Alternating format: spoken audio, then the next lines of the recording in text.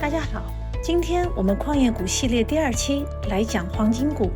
说到黄金股，不知道有多少人听说过历史上最大的一起黄金诈骗案。这是发生在90年代的一个真实的故事，并被好莱坞搬上荧幕，成为当年热门的犯罪大片。这个故事的3位主角成立了一个加拿大矿业公司，后来获得了印尼一座矿山的开采权。其股价从每股30美分的首次私募发行攀升到250多美元，不仅涌入了大量的普通投资者，而且引起了几家大型生产商的竞价收购战。当收购战进入白热化的阶段时，泡沫破了。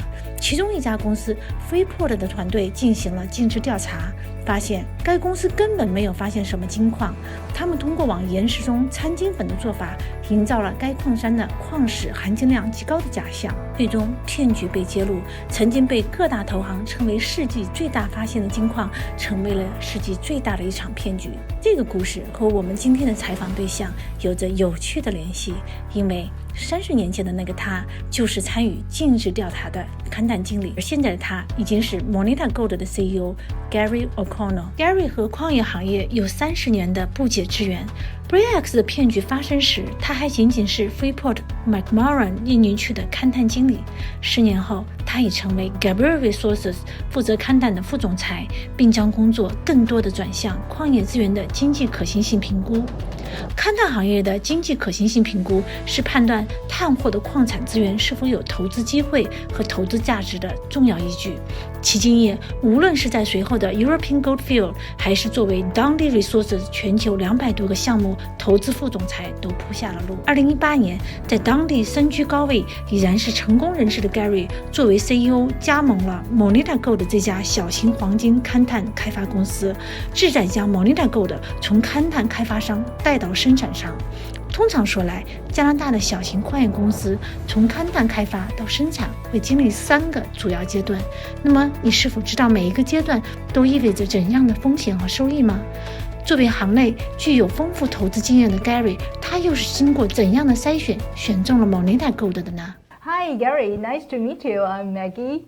So glad that when we're talking about the BRIX, it is a really big thing in your career and also in this field, right? Yes, it was. You know, it really affected especially the Canadian mining community. BRIX was a Canadian listed company. It highlighted a number of failures in the system and at doing proper governance and due diligence and compliance for resources and exploration, and so it really affected the mining industry as here in Canada and the investment in mining projects. How that thing affect your own career? Okay, I was working for Freeport McMoran at the time, and it was our team that did the technical due diligence. It found that there was not the amount of gold that had been reported, so it was a good lesson in me on how to look for flaws, to see what we call red flags, which are problems with projects. So it was a very good learning experience, but to me, to the company, to me personally, and to the industry.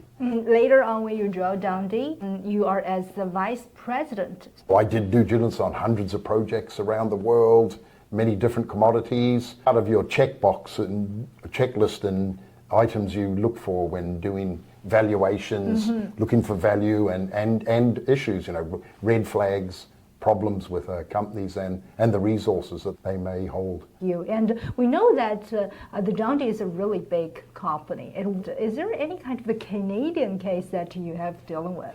They had a significant amount of investments in them, and so we funded a lot of early stage investments with a major shareholder in Breakwater. We had a successful exit from there. We were some of the early funders of Cisco Mining, Del Radian, the Fruta del Norte project. We had major successful investments for the industry. And you must know a lot of the good tips for the investors. So is there any kind of the general tips for us? The right location, right jurisdiction, saying that's not, the company or investor will not lose. Needs to have, good robust economics. It needs to have good robust technical aspects. Size helps, grade helps. And it needs to show the economics. The economics, there's many exploration companies on, listed that don't have economic deposits. They may be drilling something, they may be exploring something, but if you can't run the economics through it, eventually, the project will no longer be fundable, and the companies will need to generate new projects and move on. And there's hundreds of companies on the TSX, yes. and the TSX Venture and the CSE. There's only very few that actually go into production, and we're going to be one of those few. And if you look at the valuations of any of the companies that have gone from exploration to production, and successful production results in a significant increase in valuation and share price, and we've seen many cases of that, and we're looking to be one of those. So I know that you came to Canada and joined another company called Moneta. So why? I was looking for projects there were a number of distinct criteria that always worked, and that were always successful projects. It comes down to location. You have to be in the right location. Jurisdiction, you need to have a sound, monetary regime, something that's not going to change, and something you're not going to lose tenure to your assets. Yeah. It came down to size. You helps to have a large size project. The potential to have grade, good grade, it helps the economics. And at the time also, I was looking for a project that had a significant amount of historical work done. It's very easy to use existing data to generate wealth and value without having to spend any money, without having to go to shareholders. Use what they currently have and generate wealth that way. And so that Moneta had a project that ticked all of those boxes and more. Actually, it's bigger and better than I ever thought it would be. I know that around Moneta, so we are located in the North Ontario, and at that particular place that we have different other very large companies as well. So at that particular place, is there any kind of advantage for the mining? Oh, definitely. There's a very skilled workforce in the area. Timmins is a major gold mining centre. It's only 100 kilometres to the west. Just to the south is Kirkin Lake. There's Rouyn-Noranda very close across the border. There's multiple operating mines in the area. Newmont, the world's largest gold mining company, has a big operation in Timmins. Agnico Eagle has operations immediately adjacent to us, north of us, south of us. Alamos has a very successful mine at Young-Davidson just south of us. And of course there's also a number of Pan American Silver, McEwen Mining, all have operating mines in the camp. They're situated in an area with good infrastructure. I know that Moneta have already done your PEA, the preliminary economic assessments, right? That's correct. We completed that September last year. We did a large drill program 2021. Remember, this was on with early 2021. Yeah. We'd completed the acquisition of the adjacent Garrison project. We combined it with our Golden Highway project. We formed the Tower Gold project, a significantly larger project. We did the drill program to define the resources. We then subjected it to an economic study, a scoping study, PEA. It had very good results. It showed, over 260,000 ounces a year production for the first 11 years. Good cash cost, $811 cash cost, all-in sustaining cost for that period, 2004, has an NPV of 1.1 billion Canadian. This is after tax and discounting at 5%. It's a 32% IRR and a 2.6-year payback. So it's robust. It's a solid resource. It combines high-grade underground with bulk tonnage open pit. So it's a good balance. It's a good combination and balance of two operations into one operation. So we get grade. Significant grade for the first 11 years, and we're able to benefit from a larger scale operation, so lower cost per unit operating costs. So yeah, it was a really good, robust. The PEA really did put a line in the sand, as they say.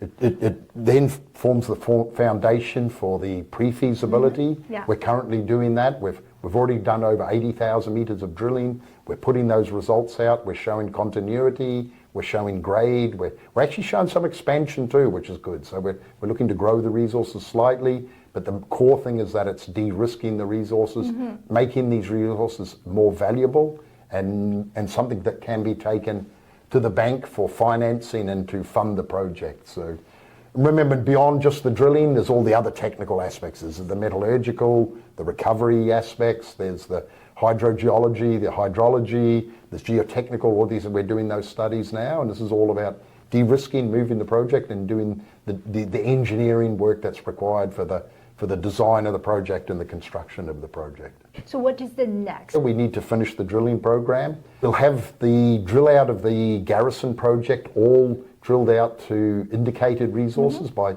the end of this month. The rest of the year and into next, we'll look to drill out the Golden Highway resources, including some of the underground. That will allow us, once we have those resources up to an indicated category, this is at a higher confidence level, we can then apply true economics.